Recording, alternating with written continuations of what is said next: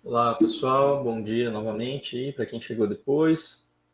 Então, nós estamos aqui já com a presença do professor Fernando Cespedes.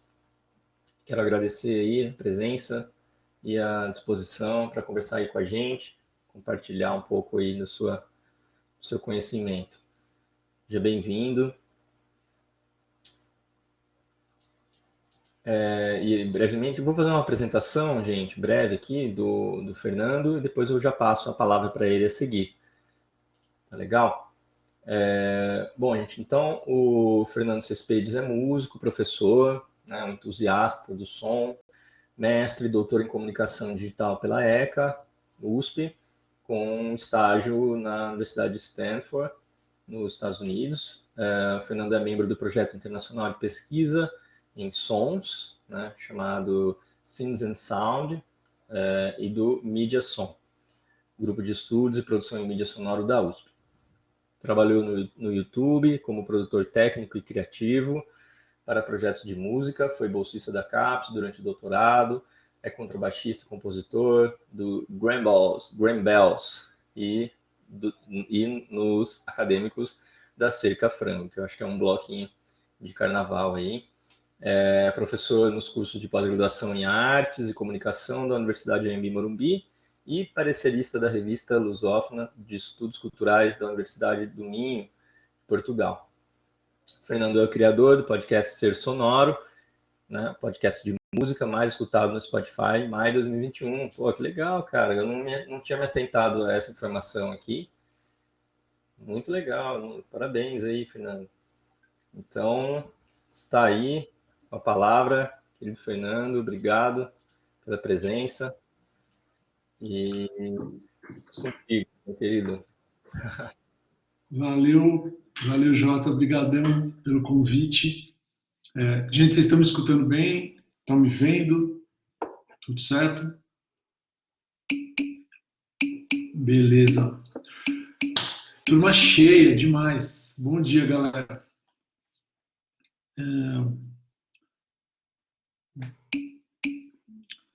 Jota, brigadão pelo convite. Super legal bater um papo com essa turma.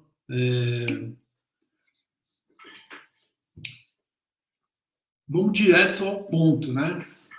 Então, cara, foi bem legal essa novidade aí do Ser Sonoro bater o primeiro do ranking no Spotify. Ficou acho que 2 semanas, agora já foi para segundo. Teve um podcast de fofocas na MPB que ultrapassou a gente. Então, conto com todos os 39 alunos aí para escutar esse final de semana para a gente voltar para o primeiro. A gente vou dar uns teasers aí. Quem sabe a galera fica empolgada para escutar. Eu vou fazer uma introzinha. Como é que eu cheguei aqui? Deixa eu ver. Application screen. Ô, Fernando, você quer compartilhar o seu som, né? Eu já coloquei o som na apresentação Tá. do episódio final. Do primeiro eu abro uma tela do Spotify aqui, é tranquilo. Eu já estou trabalhando com Você já trabalha com Blackboard. bom, massa, perfeito. Era só para confirmar. Massa. Boa.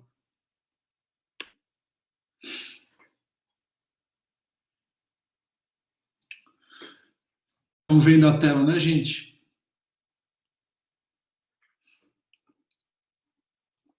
A apresentação está aparecendo, né? Boa. Bom, como a gente está numa turma de trilha sonora, eu acho legal falar um pouquinho de algumas coisas que eu pesquisei já. Pode falar, Daniel. Acho que o Daniel levantou a mão. Bom, beleza. Mas vamos bater papo, galera. Quem tiver dúvidas, perguntas, alguma coisa para compartilhar, vamos conversar. Como eu estava falando, como a gente está numa turma de trilha, eu achei legal eu compartilhar algumas coisas que eu já pesquisei tanto no mestrado quanto no doutorado, um pouco antes do podcast, que eu acho que tem a ver com um pouco desse mercado de produção de trilha, né? Porque no final alguém tem que comprar essa ideia. Seja comprar no sentido literal, o produtor, diretor do filme que vai estar trabalhando com vocês numa composição de trilha, seja, em última instância, o público que vai ter que comprar a ideia dessa trilha no sentido de entender o que está rolando, sentir o que você quer passar com a trilha e tudo mais. Inclusive, eu vou tocar um trecho do primeiro episódio do podcast que tem bastante a ver com trilha. Mas eu quero dar um panorama meio geral. Assim.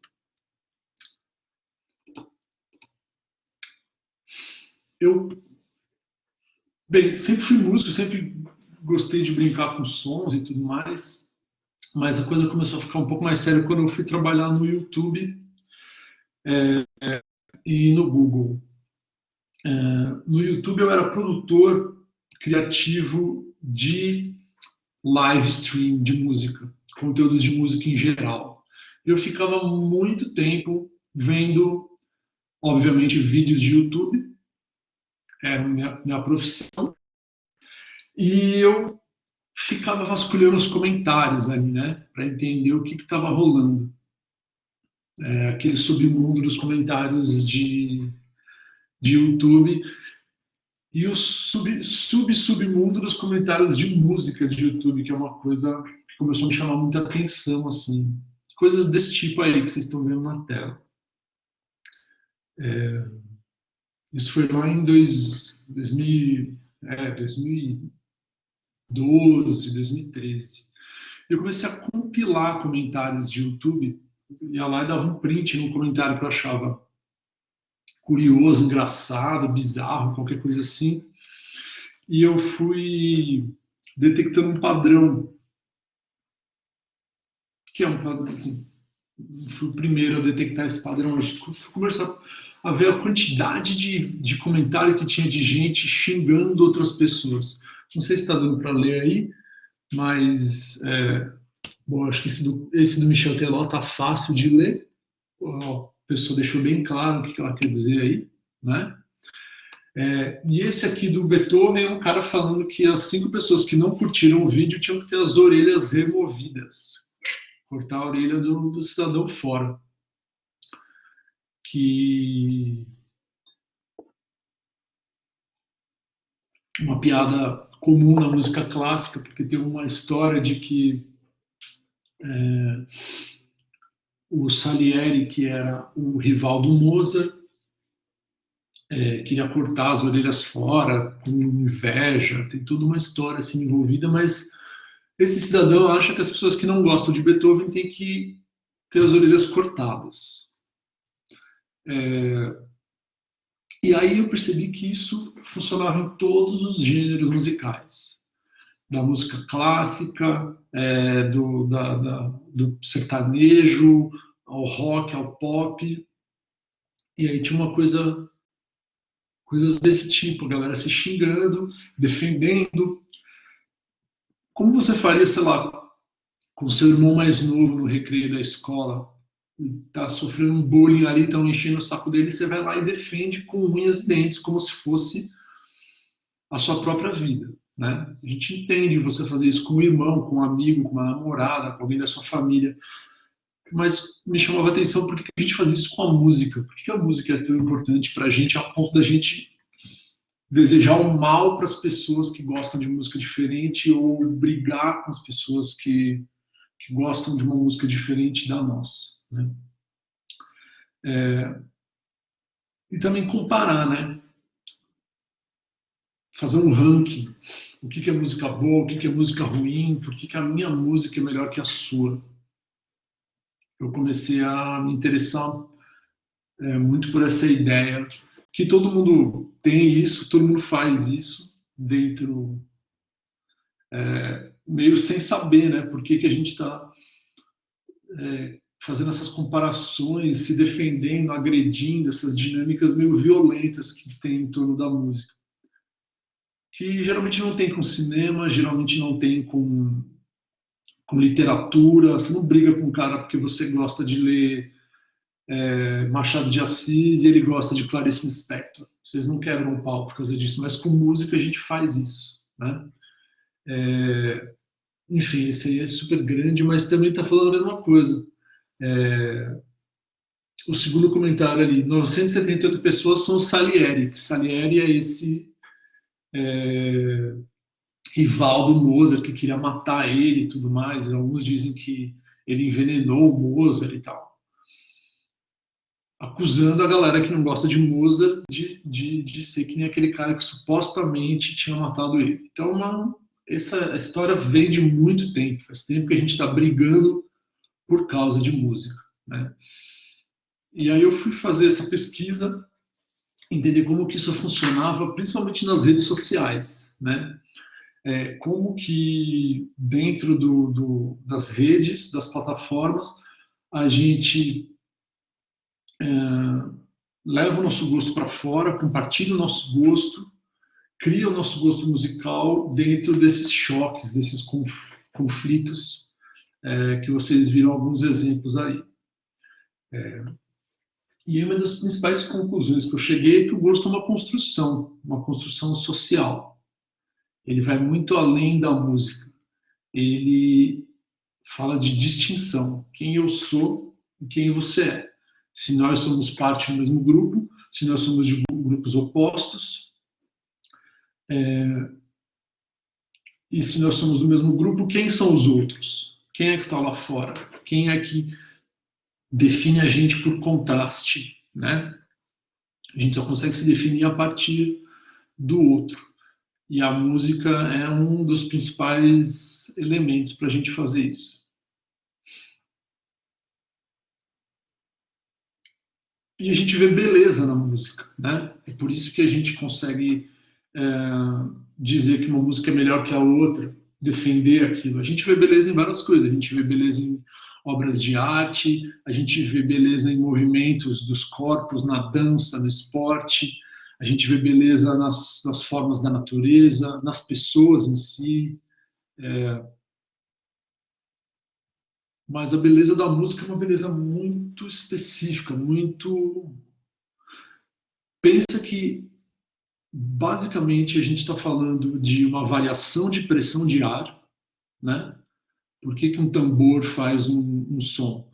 Porque eu mexo uma membrana muito rápida, aquilo faz uma diferença na pressão do ar, e aquela pressão do ar vira uma onda mecânica, né? Densidades diferentes de ar se movendo no espaço.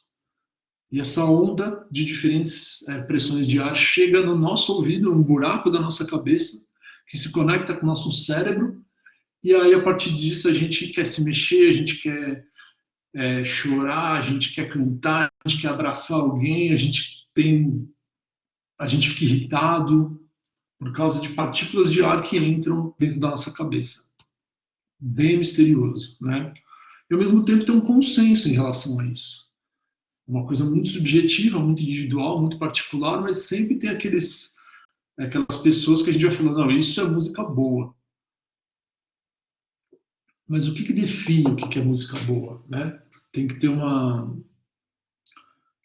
quantidade de acordes, tem que ter uma variação de batidas por minuto, tem que ter, sei lá, quanto tempo de melodia, quanto tempo de refrão, quais são os instrumentos que vão ser usados. É uma coisa muito complexa, muito particular, mas ao mesmo tempo todo mundo tem uma ideia, mesmo que não goste, fala, não, isso aqui é bom.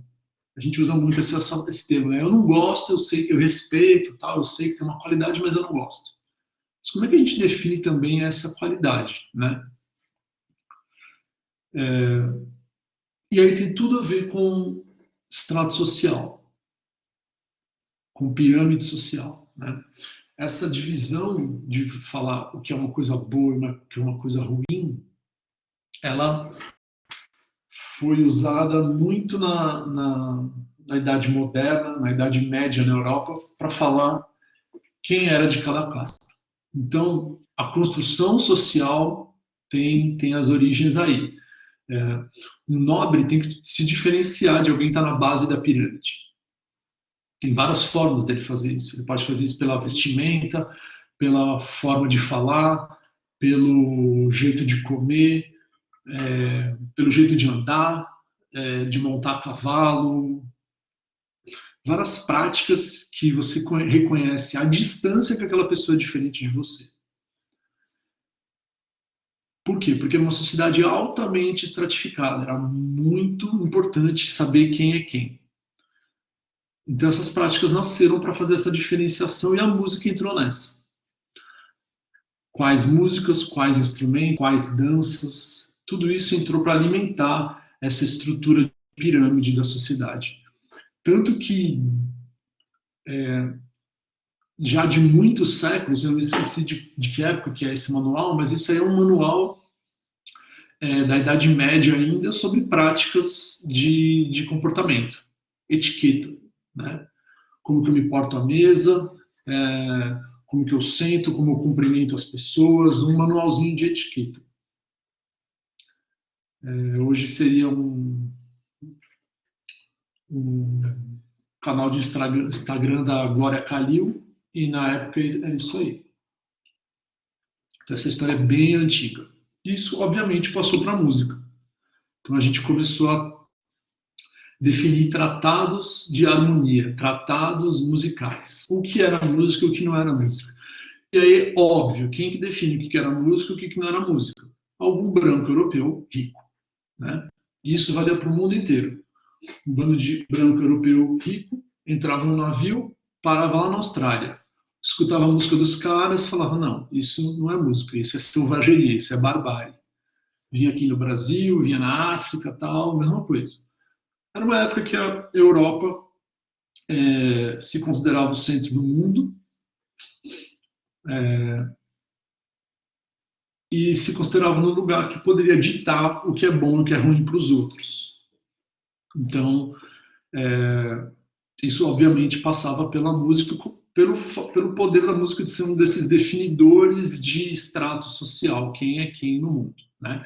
Então, se um camponês tem que estar diferenciado de um nobre, uma música africana ou uma música ameríndia tem que ser diferente da música europeia para manter essa estratificação do mundo. Desculpa.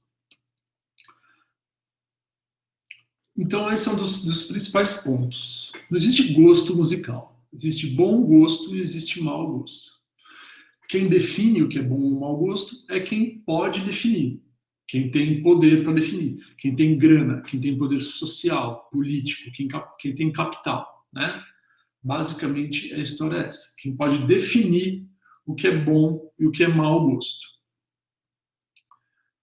Só que aí, na Idade Moderna, um pouquinho mais para frente, claro que essas datas não são precisas, é uma transição de séculos. Né? Aquilo tudo que eu contei até agora é muito forte na Idade Média e vem muito para o Brasil pela nossa colonização, né? Para o mundo inteiro também. Mas aí, na Idade Moderna, na transição para a Idade Moderna, aconteceram 4 coisas super importantes para a gente começar a chacoalhar um pouco essa história. O iluminismo, que a gente começou a pensar por si próprio. A gente partiu de uma ideia de certo e errado que vinha das escrituras da igreja, e quem interpretava essas escrituras eram os papas, eram os bispos. Então eles liam os textos recebidos por Deus, que diziam que era certo e errado, inclusive na nossa vida social, no nosso gosto, na nossa cultura, no nosso cotidiano. Isso começava a mudar com o iluminismo. As pessoas começaram a duvidar um pouco desse fluxo de verdade que vinha lá de cima e eu tinha que ir aqui embaixo aceitar.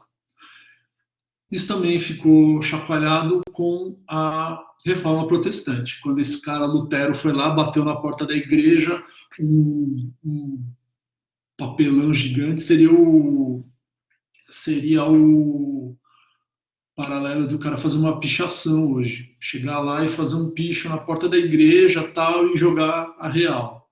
Lançou a braba, literalmente ali. Pregou na porta da igreja 95 coisas que a igreja estava fazendo errado. Aí todo mundo falou: caramba, o cara teve a manha de falar que a igreja está fazendo alguma coisa errada. Então já chacoalhou um pouquinho essa estrutura de que dita: eu tenho que ficar no meu canto porque o meu gosto é pior, minha comida é pior, minha roupa é pior, eu sou pior. Né? Chacoalhou um pouquinho essa hierarquia.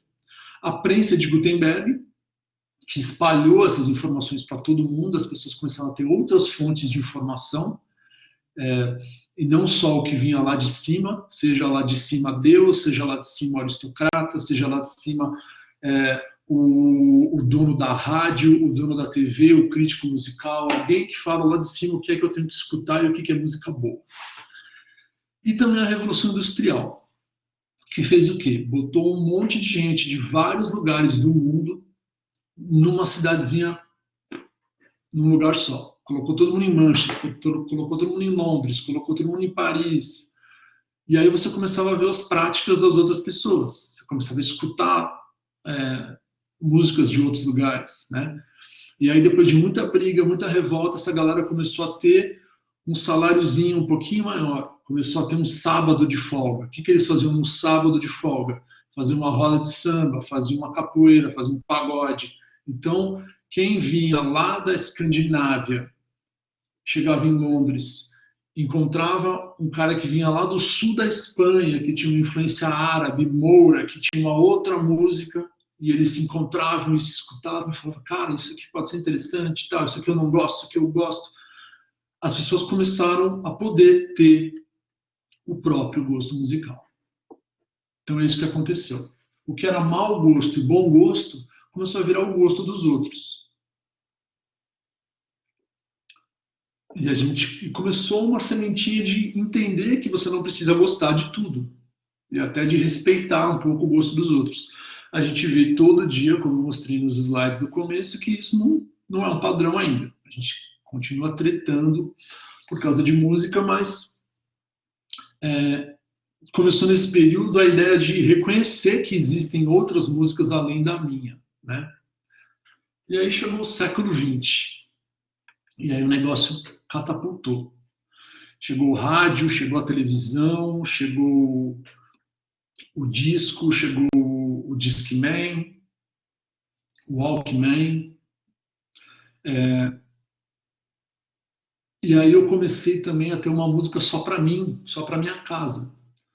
Imagina que antes do fonógrafo, antes desse cara aqui, o único jeito de eu escutar música era saber tocar um instrumento. Então quem tinha grana tinha um piano em casa,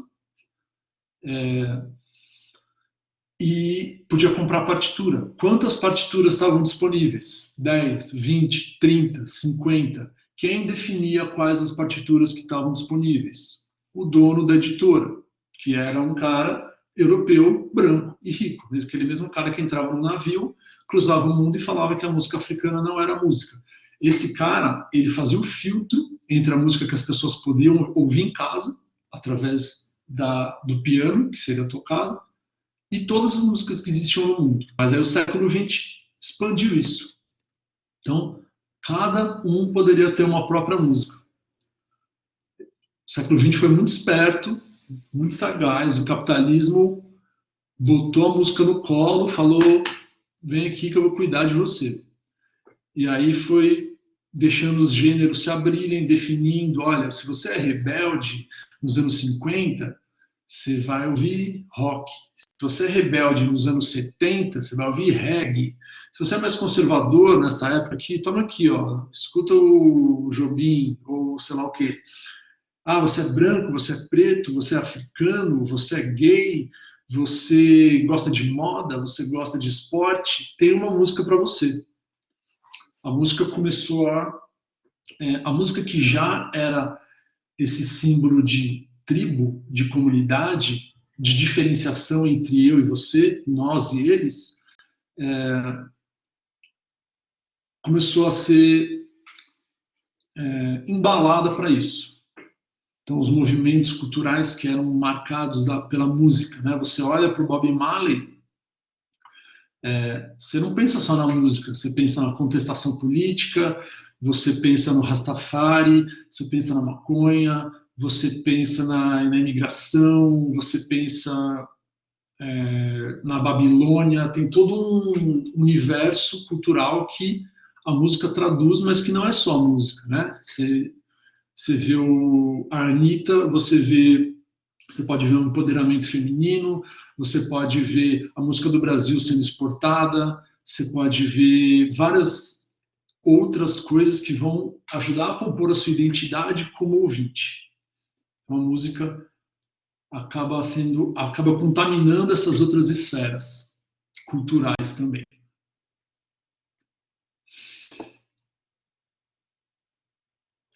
E chegando para milhões e milhões de pessoas, né? Atingindo o mundo inteiro através do rádio e depois do disco, da fita, do CD, do MP3, do streaming, a coisa vai embora. Eu botei essa foto aí, que é de Woodstock. Se não me engano, é o Ravi Shankar, que é um indiano que toca cítara para a galera de Woodstock. E aí é legal que é um choque de vários mundos, né? É uma galera que nunca teve oportunidade de escutar uma música ao vivo sendo tocada por um grupo indiano. Lá no final de 70, isso começou a ser possível. Também com a conexão global feita pelo rádio, feita pelas mídias e tal. Mas aí se instala uma confusão, né? Tem uma história de... Alguns anos depois, o Ravi Shankar foi tocar em Nova York, porque ele ficou muito amigo do George Harrison, dos Beatles, né? E aí o George Harrison armou um concerto do Ravi Shankar lá em Nova York, lotado de jovens modernos, hippies, que curtiam música inovadora, que não gostavam do governo, que eram contra a guerra do Vietnã e tal, mente aberta, cabeça aberta. Os caras entraram lá no Madison Square Garden, a banda do Ravi Shankar entrou, começou um monte de som ali e tal. De repente eles param de tocar, a galera aplaude, fica de pé, nossa, adoramos, animal, genial. Aí o Ravi Shankar pega o microfone e fala: que bom que vocês gostaram da gente afinando. Agora que a gente afinou, a gente vai começar a tocar de verdade. Então, se vocês gostaram da gente afinando, talvez vocês gostem da música também. E a galera ficou com aquela cara, né? Por quê? Eles achavam que aquilo já era música, mas aquilo não era música ainda. Aquilo eram eles afinando. E aí, quando a gente pensa nesse mundo, que existe uma música para cada ouvinte, esses choques vão acontecer. Você vai escutar uma música e não vai entender nada. Você vai achar que o cara está tocando, mas ele está afinando ainda, ele nem começou a tocar.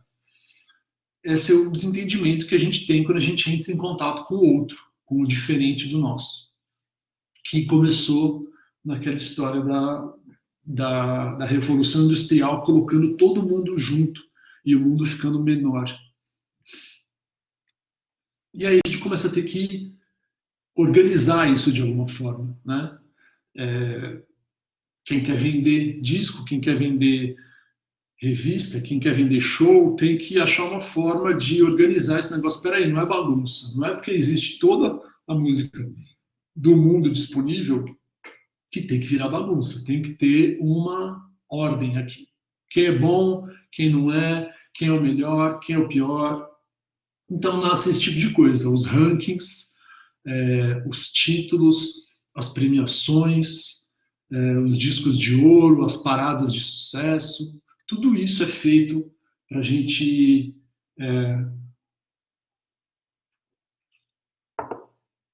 se sentir um pouco mais confortável, falar, ufa, 1 trilhão de músicas disponíveis, o que eu vou ouvir? O que é bom? O que eu vou escutar? Eu preciso de ajuda, alguém precisa pegar na minha mão e me mostrar o que é bom, né? E aí entram todas essas marcas, esses programas, instituições que são criadas para organizar a música e falar esse é bom, esse é ruim. Então o cara tá lá cantando, eu sou Ivete Sangalo, eu sou o Carlinhos Brown, eu sou o Michel Teló e eu fico assim, ó. Aí o cara tá lá cantando, cantando, cantando, pá, de repente eu viro. Quando eu viro no The Voice, pronto. Todo mundo que está em casa sabe que aquilo ali é música boa. Por quê? Porque a gente está replicando aquela história lá atrás. A gente está precisando de um rei, a gente está precisando de um nobre, de um padre, de Deus, de um lorde, alguém melhor que a gente, mais conhecido, mais importante que a gente para falar o que é música boa. Por isso que existem os jurados do American Idol e do The Voice. Porque a gente não desaprendeu a seguir alguém que tem mais conhecimento, mais poder, mais dinheiro, mais status do que nós. Em nenhum lugar. E na música não ia ser diferente. Então, por mais que exista essa abertura hoje em dia, essas coisas continuam acontecendo. E é uma coisa bem interessante, porque nessa época, por exemplo, quando eu comecei a pesquisar essas coisas, eu gostava de... eu ouvia rock, eu ouvia rap, eu ouvia blues, eu ouvia um monte de coisa americana e estava começando a gostar de música brasileira também, samba, MPB e tal. E eu não gostava muito do Michel Teló, né? Aí quando eu vi isso, olha só, interessante. Tem mais alguém que nem aqui. Mas aí eu vi o Gustavo Lima, e o fã do Gustavo Lima estava falando Descanse em Paz, Michel Teló. Tipo, já era pro Michel Teló. Aí eu fiquei confuso, né? Porque eu também não gostava do Gustavo Lima. Só que o Gustavo Lima era o cara que ia tirar o Michel Teló da parada. Ele era o anti-Michel Teló. Só que para mim o anti-Michel Teló era o Jimi Hendrix, não era o Gustavo Lima. E aí eu fui entender que toda vez que aparece um artista e ele cresce, ele tem uma base de fãs, ele tem um público, ele conversa com alguém, essas pessoas vão sentir a necessidade de serem únicas, de fazerem um grupo só delas, uma tribo específica. Mesmo que para alguém totalmente de fora, Gustavo Lima e o Michel Teló sejam muito parecidos, dentro desse universo deles, o Gustavo Lima é um cara que não tem nada a ver com o Michel Teló. Tanto que o Gustavo Lima é um cara que vai matar o Michel Teló musicalmente. Acabou pro Michel Teló. E eu lá de fora achando, eu não consigo entender a diferença. Só que para quem gosta de Gustavo Lima ou Michel Teló, tem uma grande diferença. Que é a mesma coisa com o Luan Santana. As pessoas que não gostam devem andar a ouvir, sei lá, não sei se é português a pessoa, devem andar a ouvir Restart ou Justin Bieber. Aí eu, mas Restart, Justin Bieber, Luan Santana, para mim tava tudo no mesmo balaio, tudo no mesmo lugar.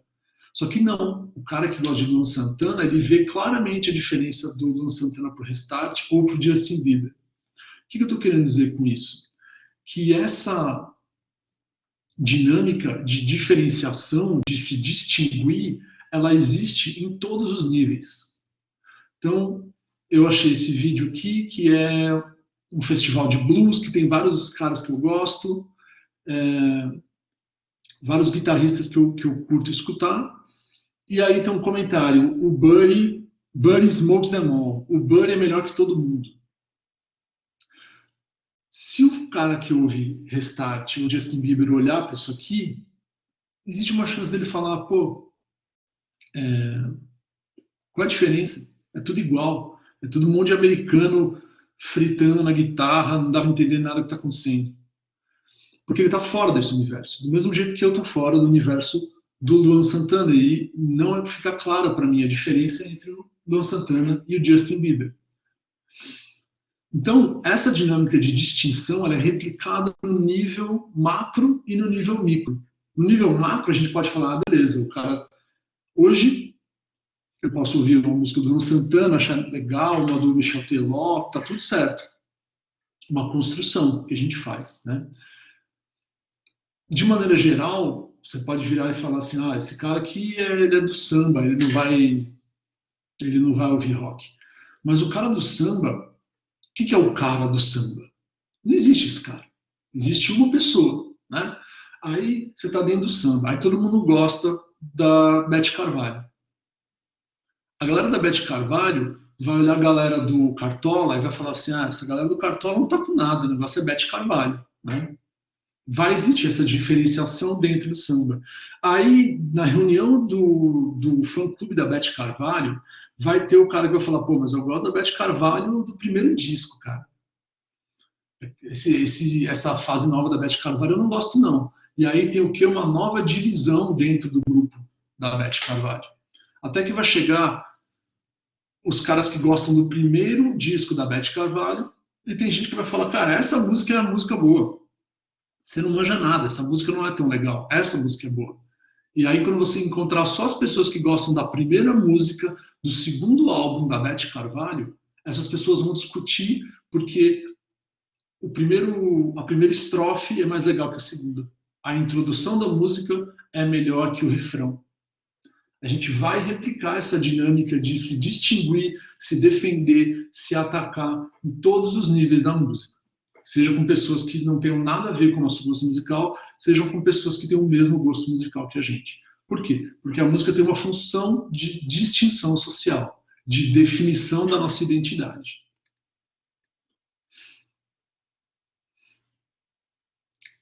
E aí a ideia é pensar na função da música mesmo, né? Tem gente que vai achar que a música do El Chan é uma música ridícula, sem qualquer conteúdo ou mensagem. Mas para o Vinícius, a música é para dançar, não é para passar conteúdo. Está muito clara essa distinção. E, na verdade, a música para a gente pode ser para passar conteúdo, para ter uma mensagem e para dançar.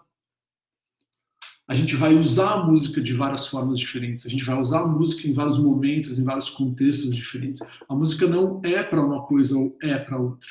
Ela era num contexto muito específico. A música de igreja é para você louvar, é para você entrar em contato com algo superior. A música de uma rave é para você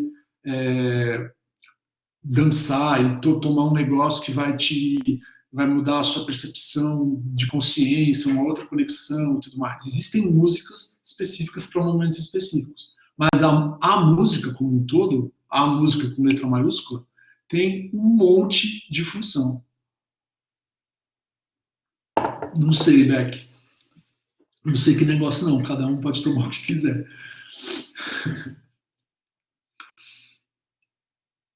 Tudo bem até aqui, gente? Tá fazendo sentido?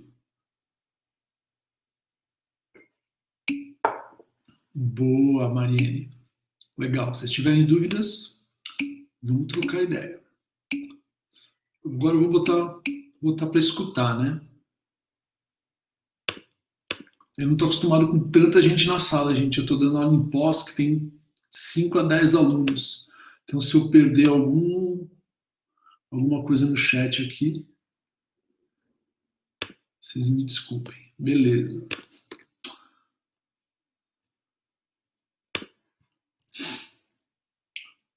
Essa é a ideia, né?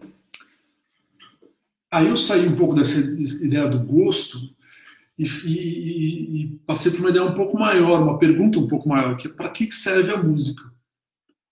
E aí, quando eu fui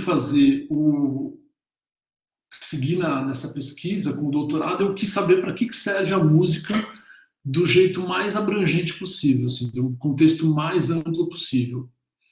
Então, eu fui estudar várias cenas, várias épocas, para entender para que serve a música, o que é a música, como as pessoas usam a música, como que ela surge de vários contextos, desde o início, o ser humano se formando, o Homo sapiens surgindo, até músicas feitas com robôs, músicas feitas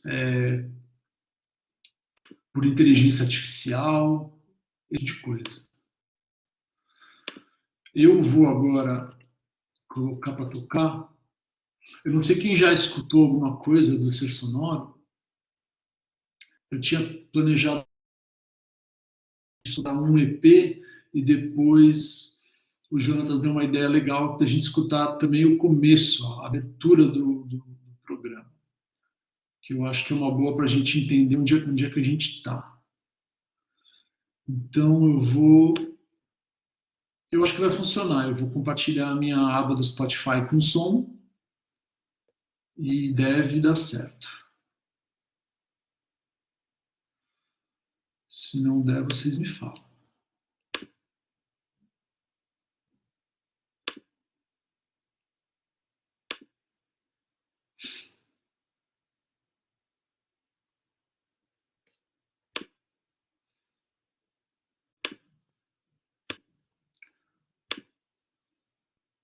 Quem tiver fone, galera, é uma boa hora para pôr um fone, tá?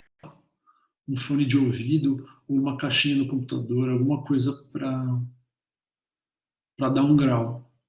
Se não tiver, claro, tá tudo bem, mas quem tiver um fone perto e quiser puxar. Vocês estão vendo a tela do Spotify? Acho que sim, né?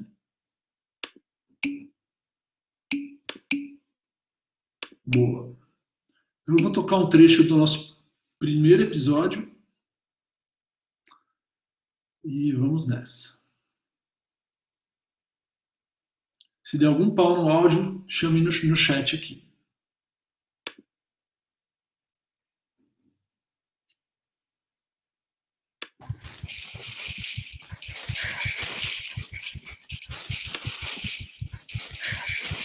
Não, não era isso não.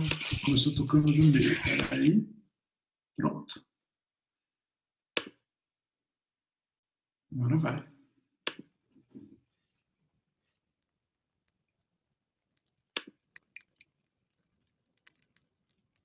Uma das principais hipóteses sobre a origem da música é que ela surgiu por brincadeira há centenas de milhares de anos, mais ou menos na mesma época em que nossa espécie estava aprendendo a falar.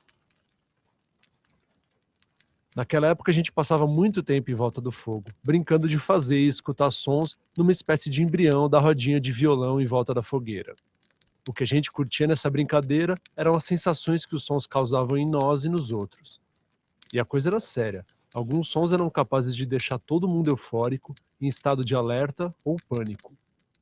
O segredo por trás da brincadeira, que também é um dos segredos da música, é que os sons mexem com o nosso sistema límbico, responsável, entre outras coisas, por ativar reações poderosas do corpo. Para entender o que uma coisa tem a ver com a outra, a gente vai voltar no tempo e sentar em volta dessa fogueira.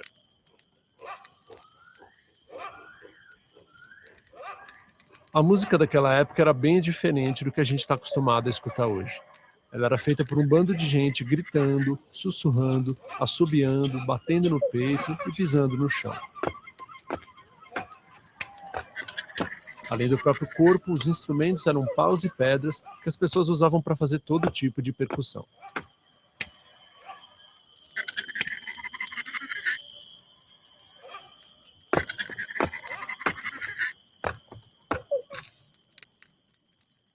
Não eram pessoas como a gente conhece hoje, com nome, sobrenome e tal.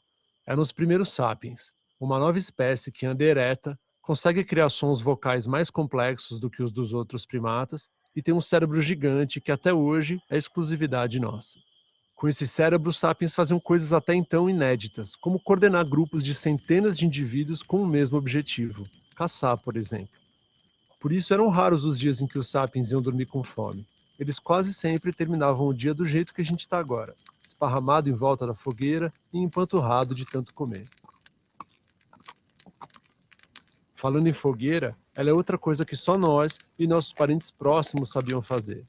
E era esse fogo que protegia e aquecia a gente durante as noites, enquanto a gente brincava de fazer e escutar sons. Agora imagina que durante uma noite dessas, um sapiens resolve dar uma volta por aí. Ele comeu muito e dar uma caminhada vai ajudar na digestão. Então ele se afasta um pouco da horda barulhenta e começa a viajar no céu estrelado. Longe do bando já dá para ouvir melhor os sons da savana. O canto das cigarras, o som do vento.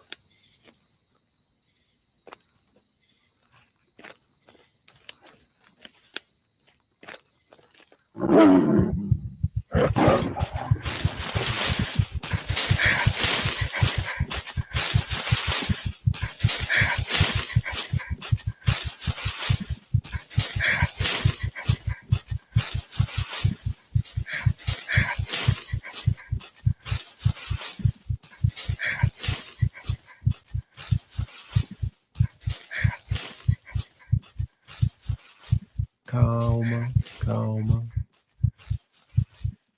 Respira. Relaxa. Você escapou do tigre.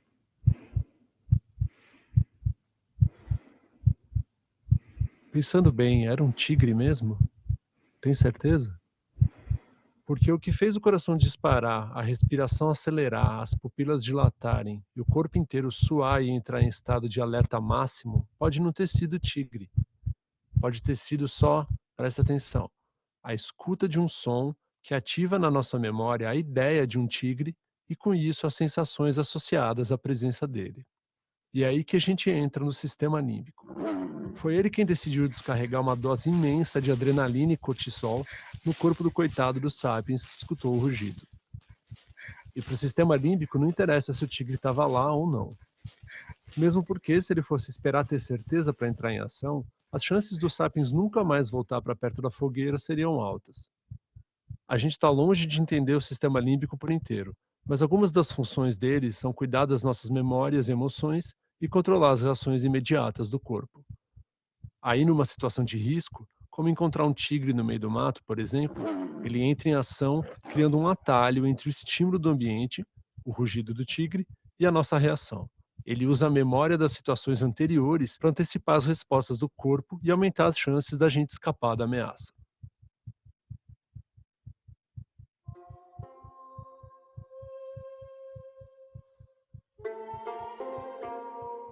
E onde a música entra nisso?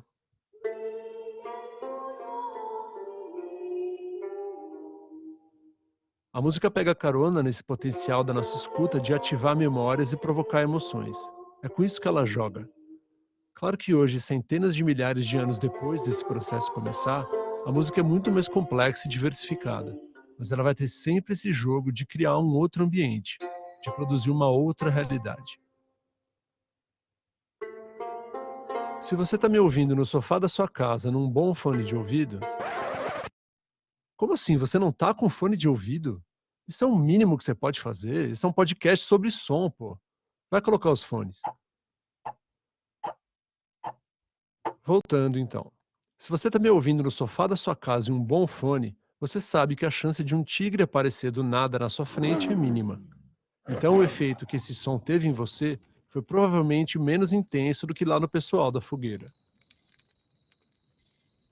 Foi menos intenso, mas continua existindo. E os compositores de trilha sonora sabem bem disso. Não foi à toa que uma pesquisa encontrou semelhanças entre os sons que os animais usam na natureza para avisar que o bando está em perigo e os sons usados nas trilhas sonoras de mais de 100 filmes de terror, aventura, drama e guerra.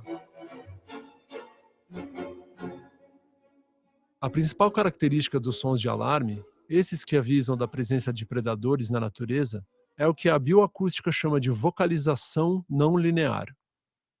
São mudanças super intensas e que vêm do nada no volume, frequência e timbre dos sons. Na prática, são ruídos e barulhos que geralmente não aparecem numa situação normal, mas que estão sempre presentes na hora em que literalmente o bicho pega. Para ficar claro, então, mudança de volume, mudança de frequência, mudança de timbre dos sons. A lógica por trás do uso das vocalizações não lineares em situação de perigo é que elas chamam muito mais atenção do que os sons comuns da voz, exatamente porque não costumam aparecer no ambiente o tempo todo. Por isso que eles são mais eficientes para avisar do perigo. Os compositores sabem que nossa escuta está naturalmente calibrada para reagir a esse tipo de som, e os usam para fazer a gente, que está de boa no sofá comendo pipoca, se sentir como se estivesse sendo perseguido por um tigre. Uma das trilhas mais famosas na história do cinema é a de Psicose. Eu acabei de usar um trecho dela aqui. Escuta aí. E os compositores de trilha sonora sabem bem disso. Não foi à toa que uma pesquisa encontrou semelhanças entre os sons que os animais... Mas eu não usei a parte mais conhecida da trilha, a da cena do banheiro, que não por acaso é uma das cenas mais clássicas da história do cinema. Nela, a Marion, que está hospedada no Motel Bates, se prepara para entrar no banho.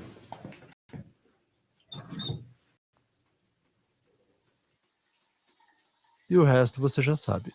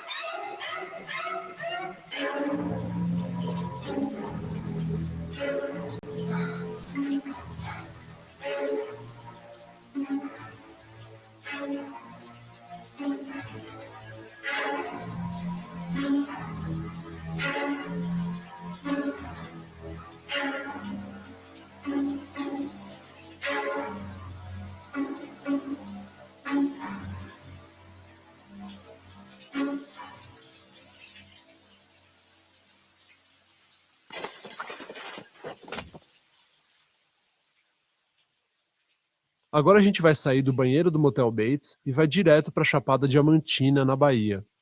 Ao invés dos gritos da Marion no chuveiro, você vai ouvir o sinal de alerta de um macaco guigó. Os guigós são os primeiros animais conhecidos a avisar o próprio bando não só da presença, mas também da posição de um predador perto deles. E é isso que você vai ouvir eles fazendo. Escuta com atenção porque essa é uma gravação rara. Hoje só existem 2.000 guigós vivos. A espécie está ameaçada de extinção.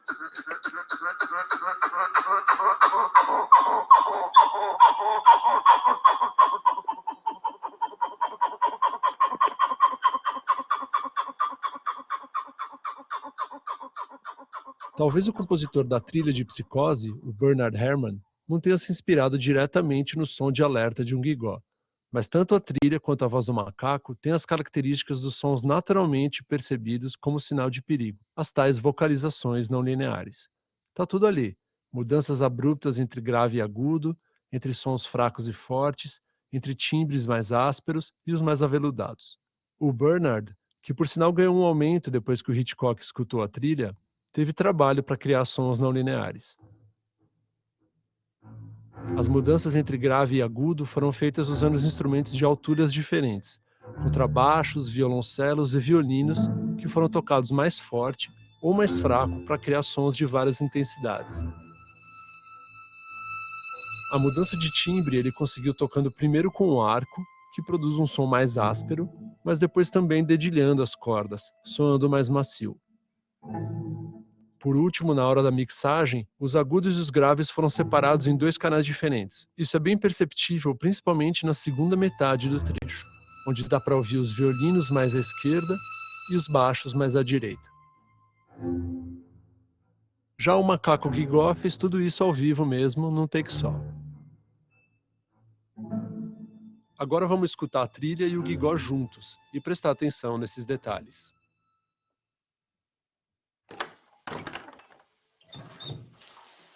Mas dessa vez sem ter que entrar no chuveiro.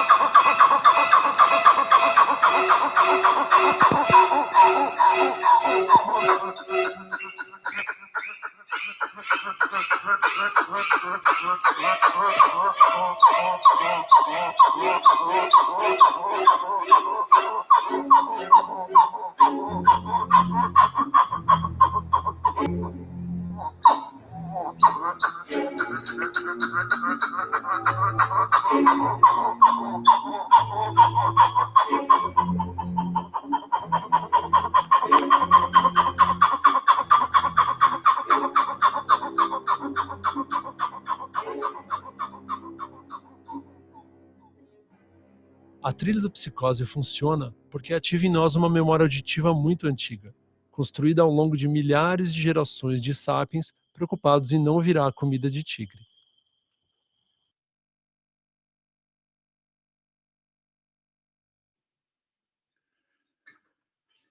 Cortei, galera. Cortei com tudo, sem dó.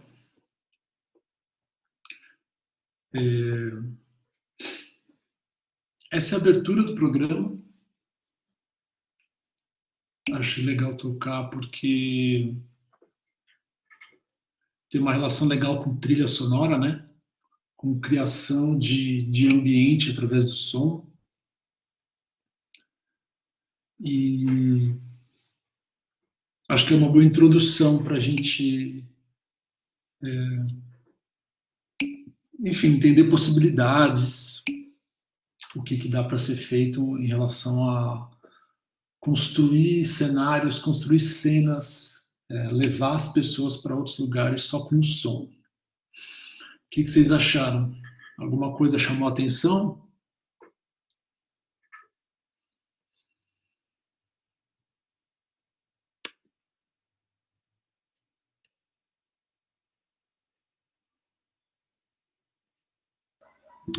Pessoal, quem quiser abrir o microfone, fazer comentários aí também, perguntas, né?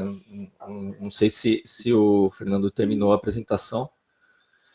Por favor, você está pegando só um feedback dessa escuta aí, Fernando? Mais desse episódio aí. Eu estou pensando o que eu coloco agora. Se eu coloco mais um trechinho de algum. Oi? Ou se eu... Oi. Licença aqui rapidinho. Bom dia, gente. Bom dia.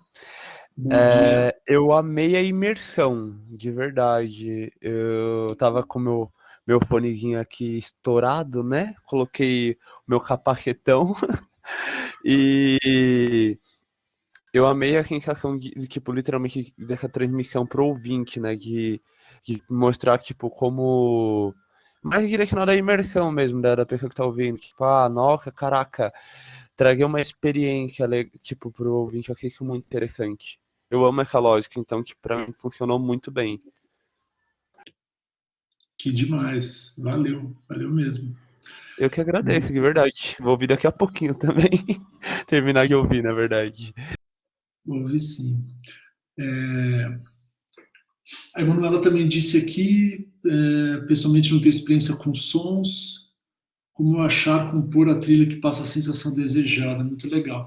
Esse é um dos caminhos, né, Emanuela? Tipo, é uma trilha super clássica, assim, e que funcionou super bem para aquele momento, e ele tá usando essas técnicas.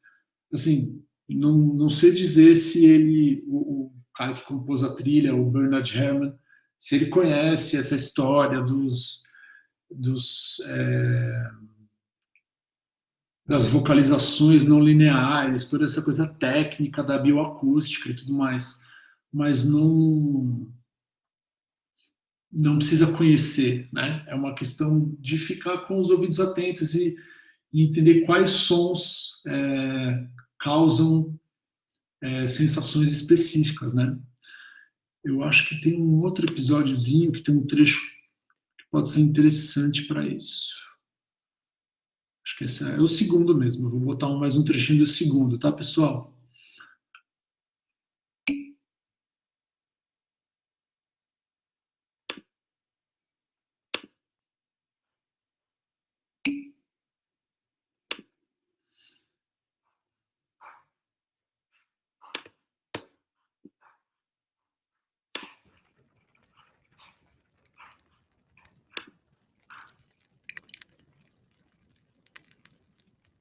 Uma das principais hipóteses sobre a origem da música é que ela surgiu por brincadeira.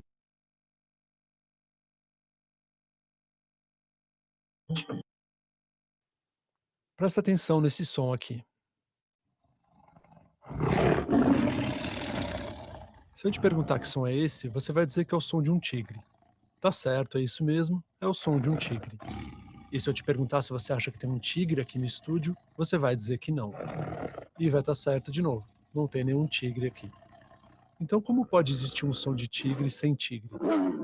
Claro que é uma gravação, o ponto não é esse. O ponto é, como nós sabemos que esse é o som do tigre, se provavelmente nenhum de nós ouviu um tigre rugindo na nossa frente? Se você não sabe onde eu estou querendo chegar com isso, calma, porque essa pergunta é essencial para a gente entender a música. Vamos voltar para o episódio anterior. Pensando bem, era um tigre mesmo? Tem certeza? Porque o que fez o coração disparar, a respiração acelerar, as pupilas dilatarem e o corpo inteiro suar e entrar em estado de alerta máximo pode não ter sido tigre. Pode ter sido só, presta atenção, a escuta de um som que ativa na nossa memória a ideia de um tigre e com isso as sensações associadas à presença dele. A coisa funciona assim. Muitas das memórias que nós temos não são só lembranças guardadas no cérebro. Elas estão conectadas a sensações corporais ou emoções específicas. Sejam memórias de experiências que nós mesmos vivemos, sejam de histórias que os outros nos contaram. Como num filme de terror, por exemplo. O medo que o filme provoca é real, você sente ele na pele, mesmo que a história por trás dele não seja. Só que a memória, como a gente viu no episódio passado, pode ser codificada em sons. Isso quer dizer que quando a gente escuta um som, acontece uma reação em cadeia. O som ativa a memória ativa as emoções e as sensações do corpo. As relações entre os sons e as sensações são marteladas na nossa cabeça por muitas gerações. E em vários casos, como a gente já viu por aqui, escutar um som e ativar imediatamente as emoções conectadas a ele pode fazer a diferença entre a vida e a morte. Essa conexão entre som e sentido surgiu naturalmente, como no caso do rugido que indica a presença do tigre, mas também pode ser uma abstração criada por nós.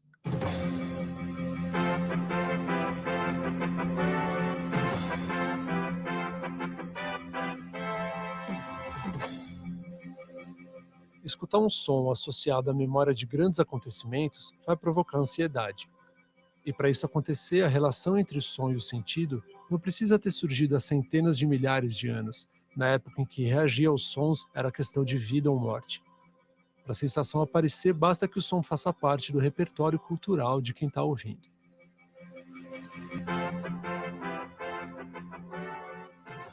Esse é o toque de tambor que anuncia a morte de alguém entre os Topoki, um povo que vive no Rio Congo, na África Central.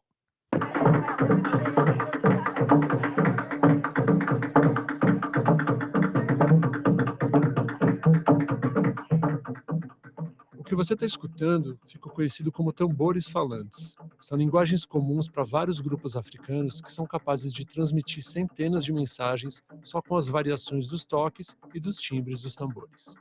Esse toque foi gravado durante uma expedição de 1959.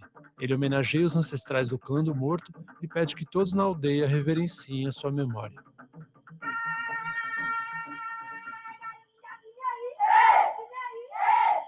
Agora imagina que hoje é dia de festa numa aldeia Topoki. E nessa festa está rolando uma encenação, um ritual.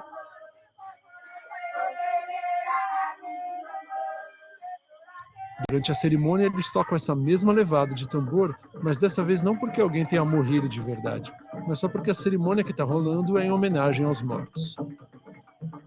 Nessa hora, mesmo que os Topoki saibam que ninguém morreu, o sentido que aquele som carrega vai estar presente e vai causar uma reação em todo mundo.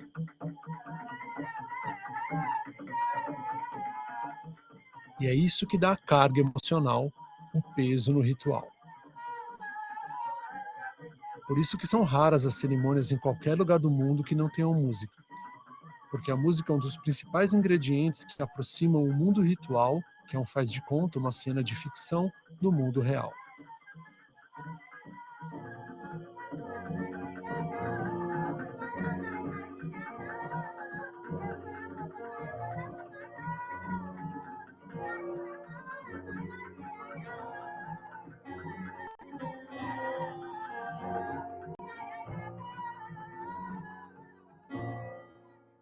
O tigre não precisa estar lá para causar pânico.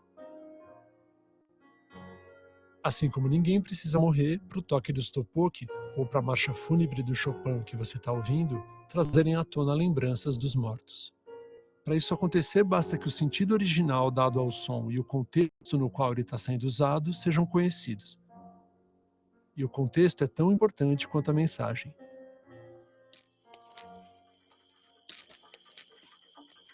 Se um grupo de topoki estiver chegando na aldeia depois de uma longa expedição de caça, sem saber da cerimônia e escutarem os tambores de longe, a sensação que eles vão ter é que alguém na aldeia morreu.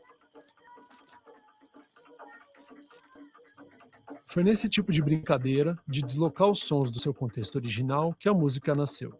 Nesse jogo, quando o som é transportado, alguns dos sentidos que ele carrega seguem junto para o novo contexto, mas outros acabam ficando pelo caminho e isso vai abrir espaço para outros sentidos entrarem no lugar. Foi isso que aconteceu em Waitako, na ilha norte da Nova Zelândia, no dia 17 de março de 1938. Essa gravação é desse dia. You have been listening to the official speeches made by members of the Maori royal family and other elders on the occasion of the Maori King's House and opening at Ngaruawahia. O que o narrador está dizendo é que essa é a cerimônia de inauguração de um templo que vai ser também a nova casa do rei Maori. Naquele dia, vários hakas, que é um nome genérico para a dança dos Maori, foram apresentados durante a cerimônia. Se você já viu um haka antes na sua vida, provavelmente foi durante um jogo dos All Blacks, que é a seleção neozelandesa de rugby.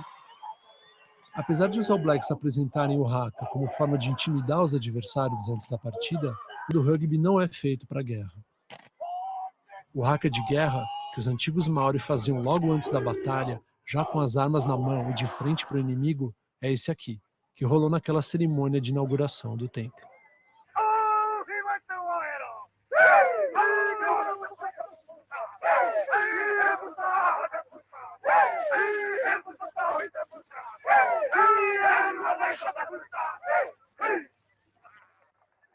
Se o sistema límbico, que eu apresentei no episódio anterior, funcionasse independente do contexto, os Maori presentes na cerimônia teriam pego em armas na hora e a inauguração do templo teria acabado muito mal.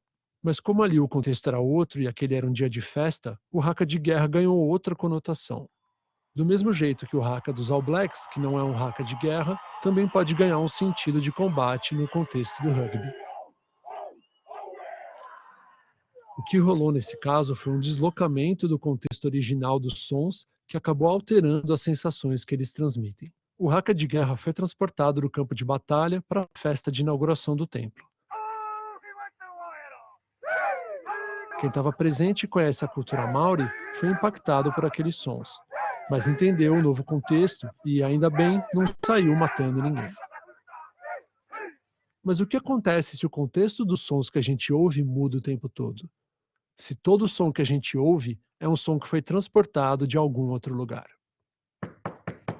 Em 1877, Thomas Edison bate na porta do escritório da Scientific American, em Nova York, para apresentar uma máquina de transportar sons.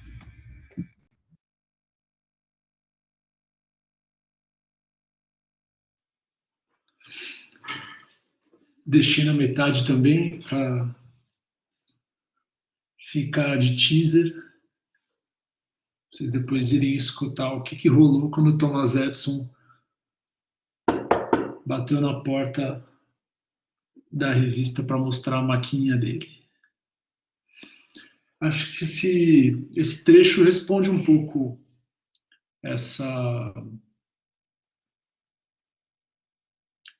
comentário da Manuela sobre como que a gente acha esses sons no mundo, né? Tipo, os sons já estão aí. O que a gente faz é traduzi-los, tirá-los do lugar e colocá-los em outros contextos para testar, ver se o som vai funcionar em relação, no caso, uma trilha sonora, se ele vai funcionar no contexto daquela cena, daquele personagem, daquele filme, enfim. A música sempre começa nessa história de transporte de sons, né? De um som fora de lugar. esquizofonia, essa palavra tem essa ideia, né? De um som que está fora do lugar, que não está no seu lugar natural, entre aspas, digamos assim. E aí a gente começou com, quando a gente viu o primeiro trecho falando do rugido do tigre e tudo mais, quando eles começaram a entender que eles podiam imitar um rugido de um tigre e causar a mesma sensação, ou uma sensação parecida com a que a própria presença do tigre traz, foi que surgiu o embrião da música, né? Cara, eu posso pegar esse som ele coloca dentro dele um sentido, vários sentidos, várias mensagens. Então, se eu tirar esse som daqui e colocar ele lá, o que vai acontecer com essa mensagem? Essa mensagem vai junto? Essa mensagem vai ser transformada? E aí, indo para frente, quando a gente inventou as tecnologias todas de reprodução de som, de gravação de som, foi isso que aconteceu. Essa velocidade de transferência de sons aumentou. O que é um DJ? DJ é um cara que está brincando de trazer sons de outros lugares o tempo todo. Quando ele dá um scratch, ele volta para o passado. Quando ele acelera a reprodução, ele está indo para o futuro, ele está numa máquina do tempo, né? Brincando de fazer essas alterações de tempo e de espaço na música. Acho que esses exemplos já dão um pouquinho do que o ser sonoro para vocês. E, de novo, conecta um pouco com o que eu estava falando ali atrás, no começo, né? Como que a gente pode entender o nosso gosto musical, as nossas preferências, tanto a partir de uma questão social, dessa construção de diferentes castas, níveis, grupos, tribos, gêneros, periferia e centro, espaços sociais diferentes, como vocês quiserem chamar, e também da questão mais subjetiva do som, né? E aí é por aí que eu tento responder essa história. Por que a gente briga tanto e defende tanto e é apaixonado por música?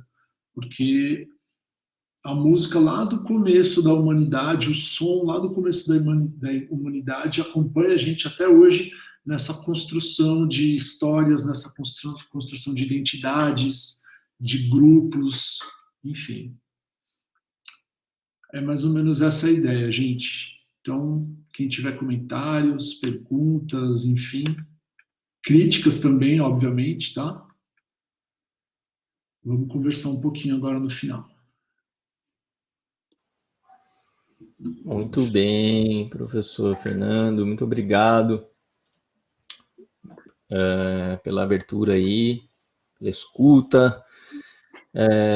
Então, gente, nesse momento a gente abre para perguntas, dúvidas, considerações, questionamentos, né? Aproveitem aí a disponibilidade do Fernando. Enfim, pode ser em relação ao podcast em si, ou em relação a alguma reflexão ou sugestão, né, de alguma questão que vocês têm aí. Vamos lá.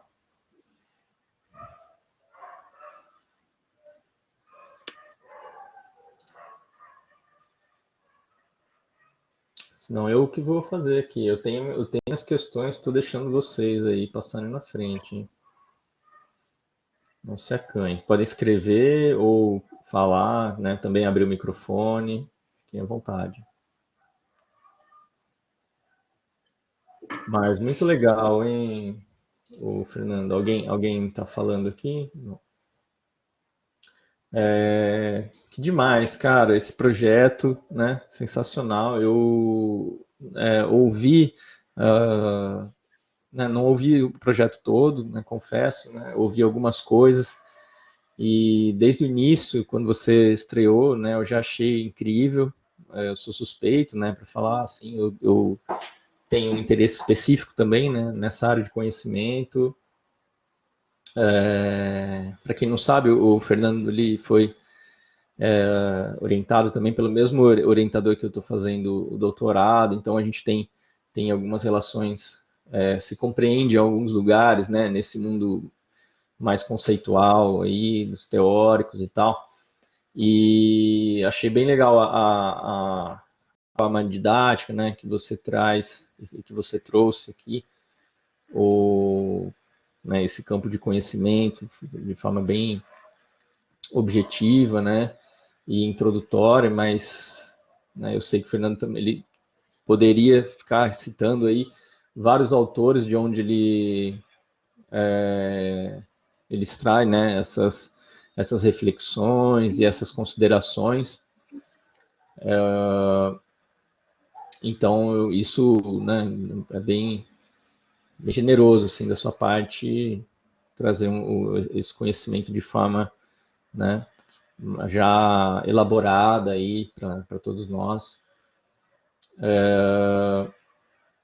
E aí eu gostei muito, inclusive, também, né, e foi muito apropriado, oportuno para nós aqui, essas considerações, essa ponte, né, que você faz aí com o cinema, né, achei bem legal, e nos coloca, né, num lugar para pensar nas possibilidades de criação sonora, nas obras audiovisuais, com um pouco mais de coragem, né, e levando em consideração o nosso conhecimento primitivo, né, o nosso conhecimento que está introjetado na nossa, que é inerente, né, ao nosso DNA, e que basta perceber, né, o mundo também ao nosso redor, perceber o nosso corpo, a nossa reação do nosso corpo em relação às sonoridades da vida cotidiana.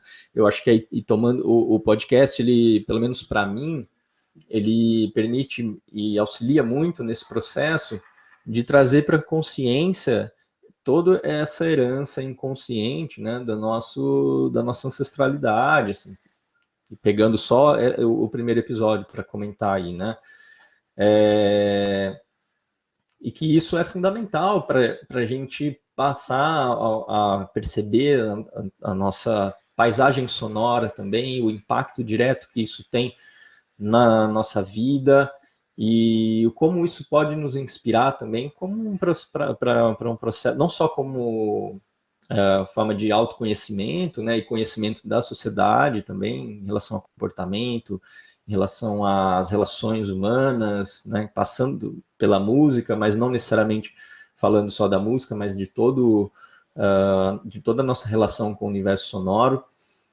E fora, né, isso também para o nosso processo criativo, então, e consequentemente para o nosso processo criativo, né, de como nós podemos criar essas relações entre esse repertório e as nossas produções, né? E não necessariamente apelando a conceitos mais técnicos da música, muitas vezes inseguros de não ser músicos, né? E achando que por conta disso não é capaz de pensar criativamente nessa relação entre imagem e música. A gente pode utilizar né, de todos os ruídos, sonoridades do nosso entorno para criar uma produção narrativa dentro do campo audiovisual ou numa criação sonora que seja. Então, achei que isso foi bem rico nesse sentido, né, nesse aspecto.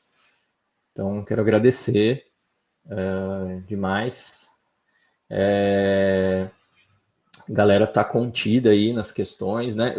Isso eu acho que é reflexo, inclusive, de uma. E aí eu vou já partir então para uma primeira pergunta, Fernando, se você me permite. Eu percebo que há, assim, né, culturalmente, na nossa cultura ocidental, por favor, me corrija se eu estiver equivocado, porque eu também não tenho uma pesquisa, né, direcionada nisso de forma específica, mas eu vejo alguns reflexos, assim, né? Alguns sintomas que me levam a pensar sobre isso.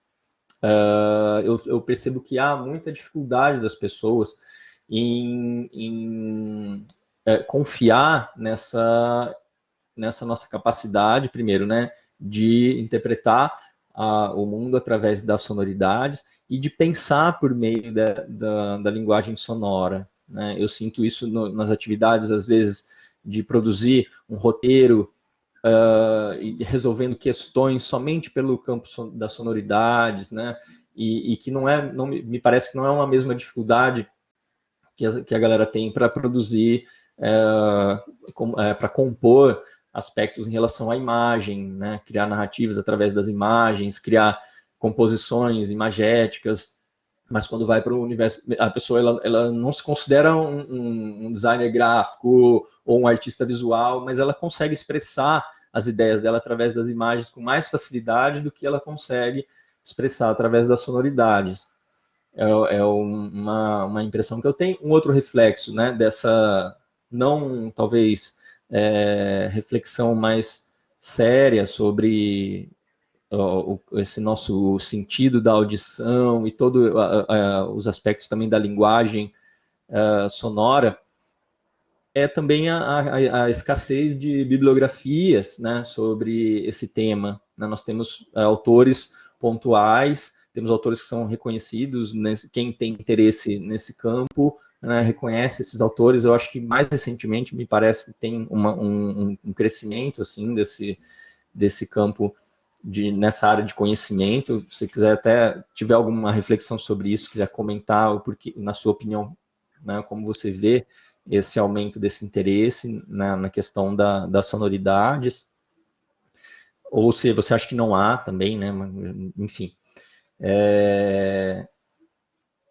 Então, minha pergunta é associada a uma reflexão também meio generalista, assim, mas eu queria te ouvir nesse sentido, né, se você observa isso também na sua pesquisa, essa certa carência ou falta de conhecimento ou compreensão desse campo da linguagem sonora.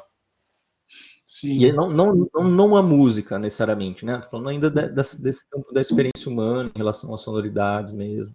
Exato. Eu acho isso que, por exemplo, o Emanuel falou aqui, que ele achou super didático. Essa era uma preocupação muito grande minha, desde dos artigos que eu escrevo, da tese, da dissertação de mestrado, e agora com o podcast, era de ser didático. Para mostrar para as pessoas, ajudar a tirar um pouco dessa carga que tem muito a ver com essa nossa dificuldade de se expressar através de som. Né? A imagem, ela é um intermediário que é um pouco mais afastado da gente. Quando eu estou mostrando uma imagem, um design, alguma coisa visual, uma pintura, uma fotografia, fica claro para as pessoas que é uma representação, é um intermediário entre a pessoa que está vendo e a pessoa que criou aquela imagem. Está lá no meio, está distante um pouco. Mas quando a gente fala de som, esse som é percebido. Se eu criar para você um podcast, uma música, uma narração, uma colagem sonora, uma textura, qualquer coisa que envolva sons, essa mídia ela não vai estar exatamente no meio entre o usuário, a pessoa que está consumindo, o ouvinte, e a pessoa que está produzindo, né? Como está a imagem, a mídia visual, que está bem no meio, fazendo a intermediação. Esse som vai estar nos dois lugares ao mesmo tempo. Esse som vai estar dentro da pessoa que está escutando, e essa pessoa vai escutar esse som saindo da gente, como se fosse a nossa voz mesmo. Então, é uma exposição muito maior. Você pegar e colocar sua voz em alguma coisa, Não dá para falar, olha, isso aqui não, é um personagem, não, isso aqui é uma imagem que eu encontrei aqui no Google, eu botei no Photoshop e tal. Não, é você, é a sua voz que está falando. Você é responsável por aquilo que você está falando. Uma música é a mesma coisa, é uma tradução de alguma coisa que você está sentindo, que você está pensando, que você está falando. Uma narração, qualquer mídia sonora. Então, eu acho que tem essa questão da mídia sonora ser muito próxima, ser muito íntima, ser muito pessoal. Então, isso faz com que a gente fique com o pé atrás e não se sinta seguro para fazer. Eu vou me expor demais se eu botar minha voz nesse negócio. Então, tem essa questão da imagem, o visual ser um pouco mais frio. Quem já avançou no podcast, não pulem, assistam, ouçam do começo. Se vocês não chegaram até lá, não ouçam o que vai sair hoje. Hoje é um episódio sobre visão que vai sair. É um episódio sobre como a gente construiu um mundo através da visão. Por isso que a gente fala ponto de vista. Qual é o seu ponto de vista sobre isso? Quando você vai analisar alguma coisa, você observa, você procura evidências, você esclarece, você faz uma reflexão. Todas essas palavras são palavras visuais. Reflexão, né? Observação. Tá claro? Se está claro alguma coisa, quer dizer que você está enxergando essa coisa. Então, todo esse vocabulário tem a ver com um mundo que foi construído para a visão e pela visão. Então, a gente desaprendeu um pouco a escutar, a produzir sons, a se comunicar dessa forma. E aí tem outra coisa também, tem o mercado de trabalho. Você está acostumado a fazer um PowerPoint. Todo mundo está acostumado a fazer uma apresentação de trabalho. Entra no Google Sheets ali, faz uma apresentação, bota um videozinho, bota um meme, faz um alinhamento, bota uma fonte. Desde o primeiro ano de faculdade ou antes, a gente já sabe fazer a apresentação. Mas e na hora de abrir a boca e falar na frente da galera? Aí todo mundo treme. Eu também. Eu ao vivo sinto nervosismo, como todo mundo sente. Por quê? Porque o som é associado à pessoa, o som é próximo. Para eu levantar a mão numa sala de aula e falar alguma coisa, sempre tem um momento de exposição, de nervosismo, de risco, porque eu estou influenciando nessa paisagem sonora que a gente está construindo juntos. Se todo mundo gritar ao mesmo tempo, ninguém vai se ouvir. Então, levantar a mão e abrir o microfone e falar é uma exposição. É uma exposição diferente do chat, por exemplo. O chat, essa mídia visual. Eu posso lá escrever no chat e tal, ninguém vê minha cara. A imagem que eu coloco é a foto que eu escolhi, então eu estou um pouco mais seguro. O que é bem diferente do som. O som tem essa questão de tocar quem está ouvindo e representar quem está falando, de um jeito muito forte, muito sensível, muito corporal mesmo, né? O som a gente não escuta só com o ouvido, a gente escuta com o corpo todo. É fácil perceber isso num grave. Você vai num paredão, você vai numa escola de samba, você não escuta apenas, você sente, vem no seu peito. Só que isso é fácil de perceber porque é um som muito grave e num volume muito alto. Mas todo som a gente está escutando com o corpo todo. Então, o som é essa viagem, esse percurso feito pelo corpo, que é diferente do olho. O olho é distante. A gente vê de longe. A gente vê melhor até do que se estiver aqui. Eu preciso de uma distância para focar. Essa distância me deixa um pouco mais seguro. É um pouco diferente do som, né?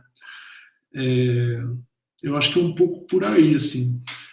O episódio de hoje vai falar bastante disso. Quando vocês chegarem lá, acho que vocês vão pegar um pouco. Que mais? Mariene, obrigado. Que bom que você curtiu. Que você curtiu a viagem. Essa é a ideia mesmo, viajar.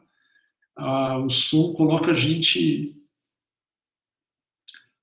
em metade de um episódio foi para Nova Zelândia, foi para o Congo, foi para o escritório da Scientific American em Nova York. No primeiro episódio a gente foi para uma fogueira na África, depois foi para um chuveiro de um motel onde rolou um assassinato. essa parada de levar a gente para passear mesmo. E a Giovana nunca tinha escutado um podcast, que demais. Fechou os olhos e viajou. Eu acho, para mim, o ideal, ainda até falando um pouco dessa questão sonora e visual, né? O ideal para mim seria que as pessoas escutassem mesmo no escuro. Tipo, se você perguntar para mim como que é tipo a sugestão do chefe para comer o prato que eu estou servindo, seria isso, um fonezão no escuro ali de noite antes de dormir, sei lá. Porque a gente está muito acostumado a isso aqui, né? O tempo todo na nossa cara. Aqui e tal. E você ouve um podcast, e quando você ouve, você lavando louça. Cara, eu comecei a escutar muito. Eu não escutava muito podcast, eu comecei a escutar quando eu fui fazer o meu. Eu queria referências e tal, mas aí eu percebi, cara, eu posso cozinhar ouvindo notícia, eu posso lavar a louça conhecendo a história de alguém, sei lá o quê, eu posso dar uma faxinada na casa ouvindo uma entrevista, enfim. Dá para você desligar e fazer essas duas coisas ao mesmo tempo.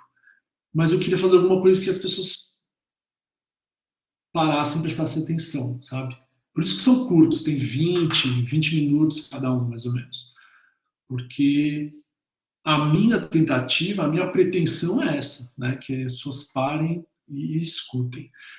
Fechando, cara, a última coisa que você falou dessas mídias voltando, assim, eu acho que a gente tem passado por uma fase de saturação visual, assim, muita coisa visual. Desde os outdoors, não sei quem é de São Paulo aqui, talvez lembre de 10, 15 anos atrás, a cidade era cheia de outdoor, cheia de outdoor. Se você cruzar, você pegar, sei lá, Francisco Morato, pega Rebouças, cruza a ponte da Marginal, pega Francisco Morato, vai até o final de São Paulo. Não, nem sei quem é de São Paulo, tá, gente? Estou fazendo essa analogia aqui, mas por que eu estou falando isso? Porque Embu, que é a cidade fronteira com São Paulo, é lotada de outdoor. Então você cruza uma avenida e você parece que está em outro planeta. É tipo McDonald's, faculdade, político, plano de saúde, você fica maluco, né?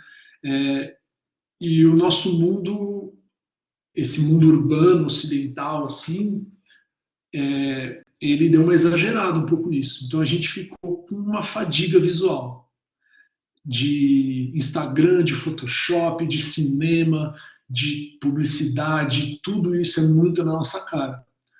E eu acho que o som está voltando um pouquinho por causa disso, porque é uma coisa que eu consigo relaxar. Para ver, para olhar, você precisa focar, você precisa ter uma atenção mais ativa. Você pode ter essa escuta ativa, essa escuta atenta, mas você pode ter uma escuta mais relax. As coisas entram, algumas coisas ficam, outras coisas nem tanto, mas demanda menos fisicamente. Você ficar uma hora ouvindo música, não mudou nada, seu corpo está igual. Se você ficar uma hora lendo, você vai sentir. Você precisa fazer uma atenção um pouco maior. Então, acho que tem um pouco nisso, nessa história de podcast, nessa história de Clubhouse, nessa história da gente se comunicar um pouco mais através de mídia sonora e, claro, a pandemia também, né? Porque o som, se o som é uma coisa física, corporal, subjetiva, íntima, é o som que a gente quer quando a gente está sentindo falta. Quando a gente está com saudades, quando a gente está isolado, você quer ouvir a voz das pessoas, né? Então, acho que o podcast entra nessa de companhia, assim. Nossa, já recebi muita mensagem de galera, cara, o podcast é um companheiro meu de pandemia, assim. Eu curto e eu fico lá viajando, já ouvi várias vezes o mesmo episódio. Tipo, um monte de gente que mora sozinha, tá trancado em casa, precisa sentir que tem alguém falando com ela, sabe? Então acho que tem um pouco disso também. Muito massa, total. Eu acho que tem tudo isso. Mesmo, né? O som, a voz, ela abraça, né, cara? Ela nos pega nesse aspecto afetivo com muita potência, né? E por isso também tem tudo a ver com essa dificuldade de se expressar verbalmente, né? Que nós temos, mesmo quem faz isso sistematicamente, como eu, você, né, professores, né? Que somos eu brinco com os alunos. Hoje eu sou uma voz. Se eu fechar aqui a minha câmera e continuar falando, a aula segue normalmente. Agora, se eu fizer o contrário, e eu até faço isso às vezes em aula, aí eu fecho meu microfone e falo, acabou a aula, né? Eu sou uma voz. Aí eu falo do filme lá, o Her, né?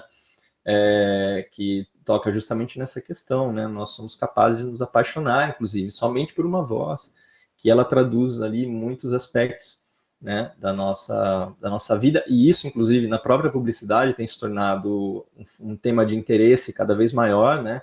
Pensando nas inteligências artificiais, que voz é essa, Exato. né? Que Os representa assistentes, né? exatamente a questão do brand voice, né? Tá crescendo muito essa ideia.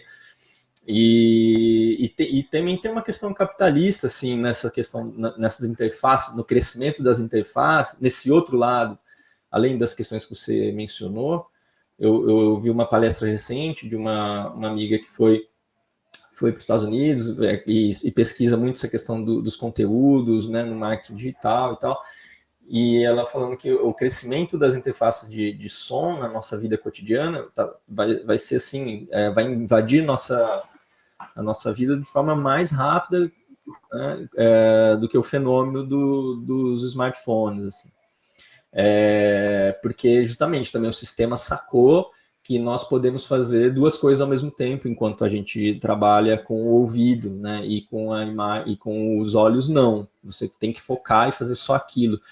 E se você põe um ponto aqui, então esse boom também, né, o fetichismo pelos fones cada vez mais compactos, que a bateria dura mais, com mais fidelidade, mais grave, isso aqui, né, esse mercado ali também cresceu muito, que a gente também viu nas caixinhas, né, compactas, de som, e agora as caixinhas com inteligência artificial, e que, né, também vai cada vez mais tomar a nossa vida cotidiana ali. Né, logo menos cada um vai ter ali na sua casa também a sua, como uma extensão do próprio celular, ou como um aparelho mesmo à parte, né, que está conectado em toda a casa, e tudo por meio dessa interface sonora. Então, de fato, acho que tem todos esses elementos, essas camadas. Eu queria compartilhar aqui, cara, um trecho até de uma parte da minha dissertação de mestrado, uma citação do Sloterdijk, né, que é um autor que eu sei que se conhece também, e que tem muito a ver com esse seu primeiro episódio, assim, né, que ele fala que, assim, um pouco sobre a importância, como as hordas, né, elas se reconheciam através dessas sonoridades, né, e aí ele fala assim,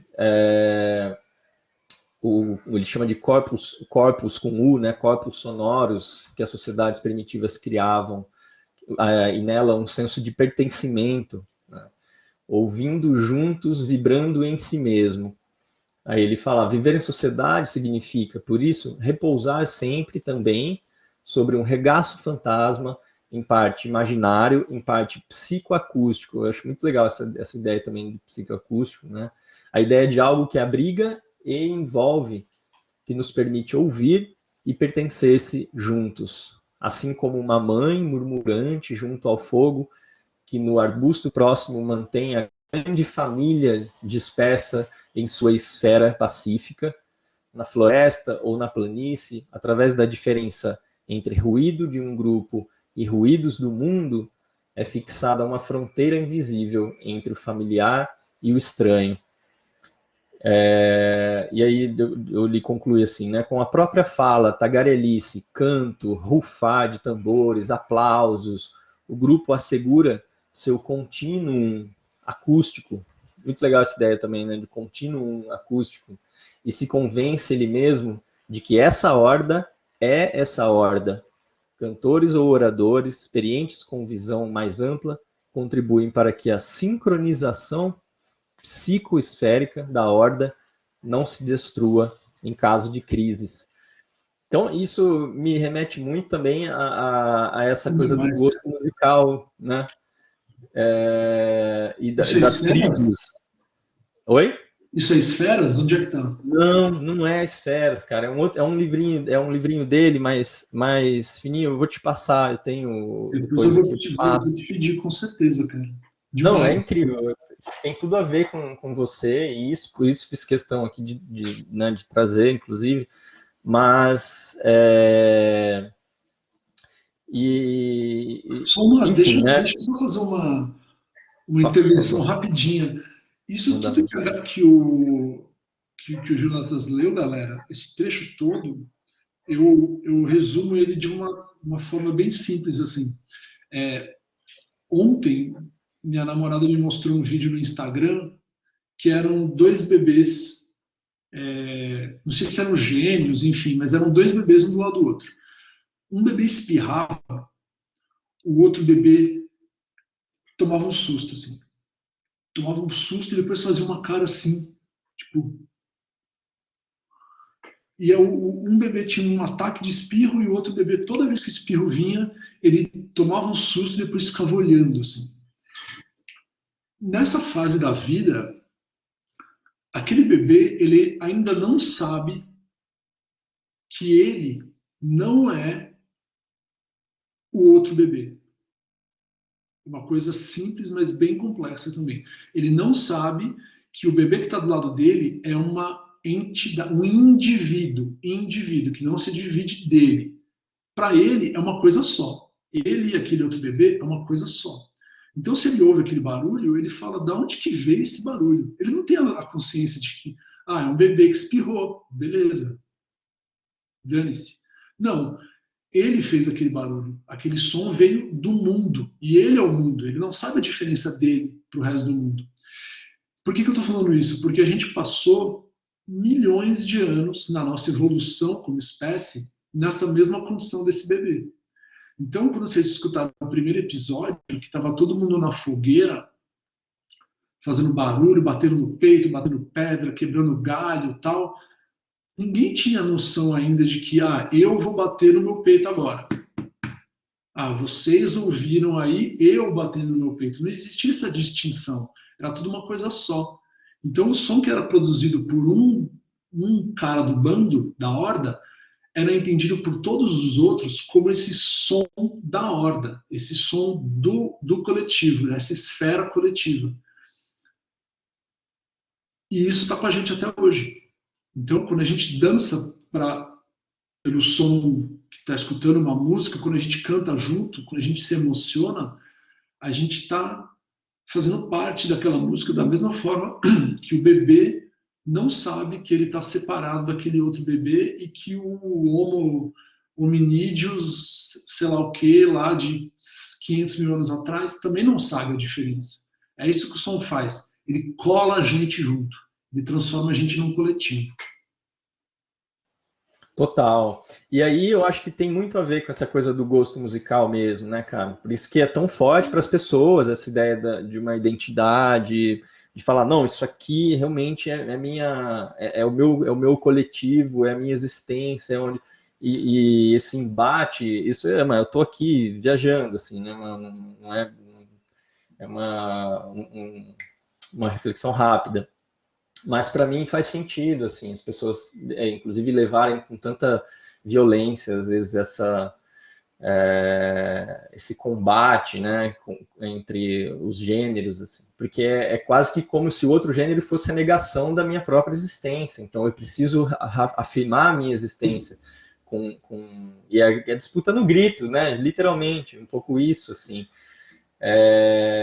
Demais. Isso que você falou, cara, tem muito a ver, a gente observou muito isso na relação da minha filha com a mãe, né? E porque também tem essa questão entre a criança e a mãe, e aí a gente depois foi ler sobre isso, né? Que a criança também não sabe que ela e a mãe são duas coisas quando ela nasce, né? Isso que você falou é mais interessante ainda também, porque saíram juntos, né, do mesmo útero. mas quando o bebê ele leva um tempo para se perceber que ele e a mãe são duas coisas. Ele acha que, meu, aquele peito é tudo um corpo só, é dele, a mãe é totalmente dele. E por isso o pai fica muito frustrado porque pega o neném no colo e ele chora, se devolve para a mãe e para de chorar. Você fala, pô, essa criança não gosta de mim. É muito frustrante, assim, é decepcionante. Mas é por isso. Um psicólogo, tem muita gente que é adulta que não sabe que se separou da mãe. É tipo.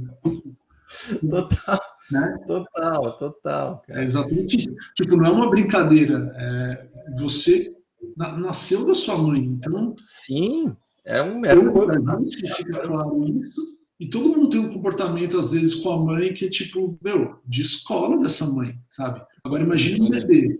Por isso que o bebê acha que o mundo todo é dele. E a gente nasceu nessa condição de... A gente passou muitas gerações se comportando nesse sentido como bebês, né? Então, por isso que a coisa é tão forte.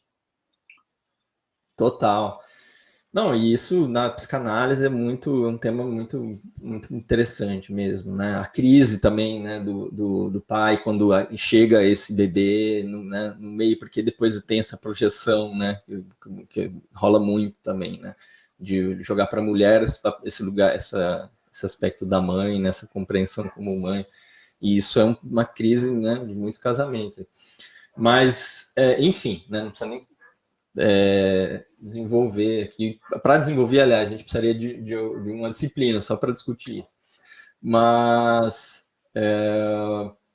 bom, gente, aqui, se deixar, eu fico nesse bate-papo com o Fernando até amanhã, né? E eu quero agradecer, não sei se, eu acho que uma das sugestões, né, do Fernando, eu não sei como ele quer conduzir aí essa reta final do nosso bate-papo, mas fica à vontade, cara. Se você quiser colocar mais alguma escuta ou fazer suas considerações, né? O pessoal também quiser fazer alguma pergunta aí, eu passo para vocês decidirem aí esse fechamento. Se a galera tiver alguma dúvida, alguma pergunta, quiser compartilhar as experiências aí, galera que nunca ouviu podcast, Mariene que vai escutar no escuro de noite, boa, faz isso depois me conta como foi, que eu quero saber. Olha lá, massa. É isso aí. Maravilha. Então, assim, o Fernando, deixa pra gente aqui também o seu Instagram, cara. De repente, se a galera tiver, às vezes tá aqui meio acanhada, mas depois de ouvir, quer dar um feedback para você, ou do próprio podcast. Olha lá, isso, maravilha. Esse aí é o Insta do podcast, respondido pelo meu assessor de redes sociais, que sou eu. Então, se vocês curtiram, quiserem trocar uma ideia, falar de outros episódios, enfim, vamos falando por lá. O Emanuel ouve bastante podcast. Emanuel, nem sei se é um segmento, cara, para ser sincero.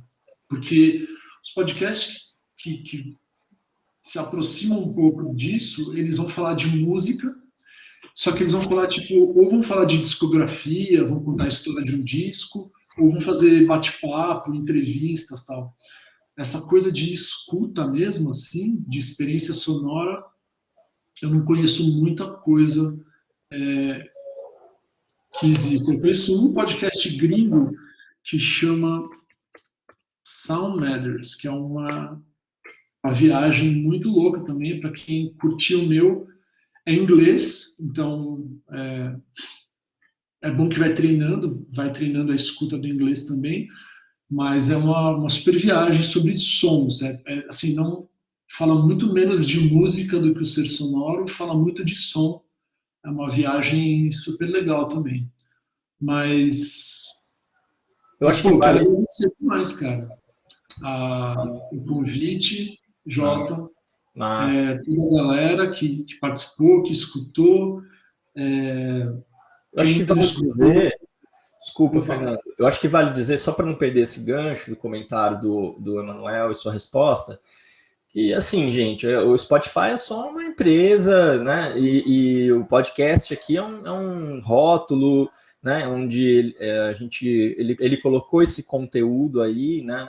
Mas pelo menos na minha interpretação, né? Isso é uma forma de comunicação, né? Ele criou aí reflexões conceituais através de áudios, né? De sons, de camadas, né? De sonoridades como fruto e reflexo, né? Do pensamento, né? Humano. E aí depois o resto é só um intermediário, né? E assim como você escreve um ensaio, um texto, uma poesia, né, através da linguagem escrita, né, na matriz escrita, você poderia fazer isso na matriz visual, e ele fez esse processo na matriz sonora, né? E está utilizando os recursos disponíveis para levar isso para, né, as pessoas. Então, eu acho que primordialmente é importante a gente pensar, né, nessa base, e que depois tem aí os desdobramentos, que são ferramentas, né? Como eu falo sobre o audiovisual também para vocês, né? Cinema já é uma instituição do audiovisual, né? Que é uma linguagem, uma forma do ser humano se expressar, um pensamento, né? Que une imagem, som, palavra, né? Dentro de um recurso técnico ali, e que tem caminhos e possibilidades infinitas de se produzir com essa linguagem. E aí, inclusive o cinema, né? Se vai ser um documentário, se vai ser uma reportagem, se vai ser um filme de ficção, sei lá. Então, na base, a gente não pode perder, porque estamos aqui, né? Somos da comunicação, não pode perder essa visão macro da coisa, né?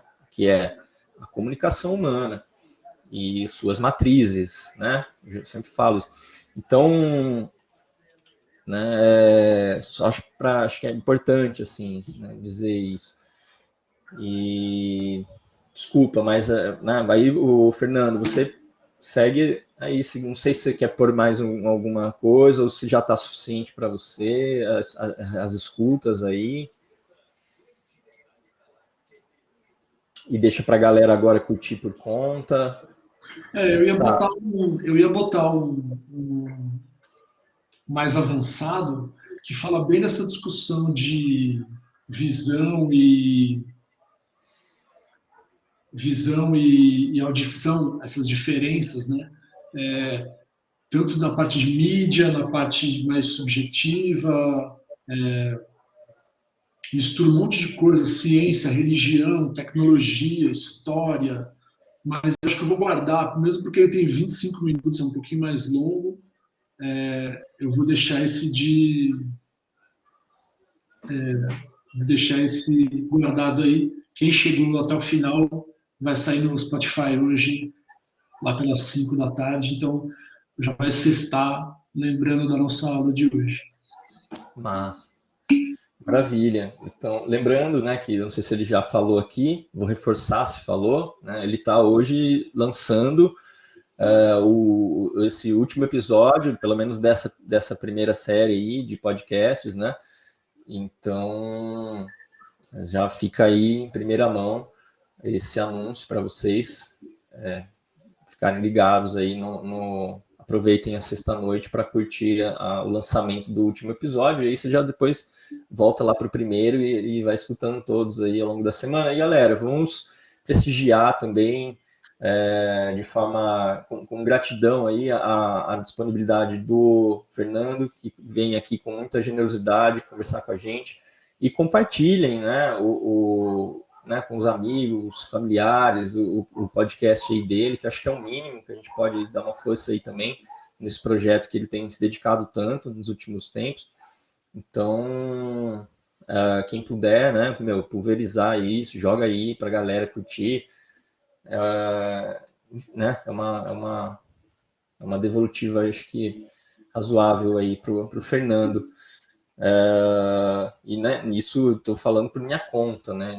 Não foi nada aqui, não foi nenhum apelo que ele fez, nada disso, né? Eu acho que é um desejo meu mesmo, né? De que a gente colabore aí com o projeto. Mas que já está também voando aí por conta, né? E né, com muito sucesso, muito bom, parabéns. E então é isso, Fernando. Quer fazer um fechamento? Eu deixo de novo meus agradecimentos. Se alguém quiser também fazer aí um comentário, gente, fiquem à vontade. Pô, eu queria agradecer, cara, ao espaço que deu, ao papo, a toda a galera. Tem mais gente falando, Emanuel, Rafa, Mariene, Giovana. Valeu mesmo, obrigado. Isso que o Jonas está falando no final é bem isso aí. O podcast é o formato da vez, né? Mas a gente está falando de som, de comunicação através de som. Eu poderia fazer tudo aquilo ao vivo. Eu tenho aqui as minhas maquininhas, eu boto os sons ali e tal, e, tipo, posso pilotar, poderia ser uma aula ao vivo isso, por exemplo. Esse formato do podcast, porque é o formato que está rolando agora, para levar isso para mais pessoas. Mas a ideia é escutar pensando como é que eu estou usando som para fazer isso. Do mesmo jeito que eu poderia usar escrita, imagens, mímica, qualquer outra coisa. Obrigado mesmo pelo papo. Espero que vocês curtam. Me chamem lá no Seccionário Podcast no Insta, se quiserem bater um papo, trocar uma ideia. Se quiserem compartilhar, com certeza eu vou ficar bem feliz. Para mais gente escutar isso, porque é uma pesquisa também feita numa universidade pública, com grana pública. Eu acho que o mínimo que eu posso fazer é devolver isso de um jeito mastigado, que seja instigante, que seja didático, que as pessoas não precisem ler milhares de páginas em várias línguas para entender que assunto é esse, que funcione para o seu irmão mais novo, que funcione para o seu pai, para a sua avó. Eu acho que é um jeito legal também de eu retribuir ter sido colega do Jota lá na USP, esse conhecimento de volta para a sociedade. Obrigado, galera. Valeu, bom fim de semana para todo mundo. Massa, valeu, Fernando. Obrigadão, cara. Obrigado aí, gente, pela presença, né, de todos vocês e pela atenção também, participação. Então, ficamos por aqui, gente. Eu vou depois ver aqui com o Fernando, né, como é que fica essa questão da gravação, se eu posso deixar disponível aí para quem não pôde comparecer. Maravilha, então farei isso. E é isso aí, gente. Bom, até a semana que vem, então. Né? Qualquer coisa aí, me escrevam.